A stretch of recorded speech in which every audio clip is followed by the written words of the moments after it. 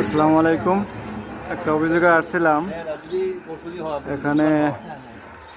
ওই যে দেখা যায় একটা কাট আউট আছে, ওখানে নেকেট ফিউজ লাগানো আছে, নেকেট ফিউজটা পুরে নাই।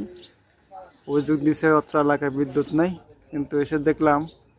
আচ্ছা, কিছু কি বোঝা যায় যে কি সমস্যা হয়েছে? বোঝা যায় কিছু সমস্যা হয়েছে। ওই যে উপরে এসটি জাম্পার আউট হয়ে গেছে, কানেক্টর থেকে বিচ্ছিন্ন হয়ে গেছে। তো আমরা এখন কাঠের খুঁটি আমরা উঠবো, কানেকশন দিব, কানেকশন দিলেই হচ্ছে বিদ্যুৎ পাবে। যেহেতু আমরা এসটিতে হাত দিব এবং এসটি জাম্পার করবো, সেক্ষেত্রে আমাদের প্রথমের যে কাজটা সেটা হচ্ছে আমাদের গ্রাউন্ডিং করতে হবে। এই জন্য আমরা গ্রাউন্ডিং সেট নিয়ে উপরে উঠছি এবং গ্রাউন্ডিংয়ে লাগানো হচ্ছে, তারপরে এসটিতে চার্জ করব। আমাদের ডিশ হলো তার এবং অ্যালুমিনিয়ামের সাথে লাগানো ছিল, এই জন্য পরে আউট হয়ে যায় অ্যালুমিনিয়াম থেকে। আমরা আবার পুনরায় কপার তার খুলে ইনসুলেশন আউট করে আমরা পুনরায় জাম্পার করে দিচ্ছি।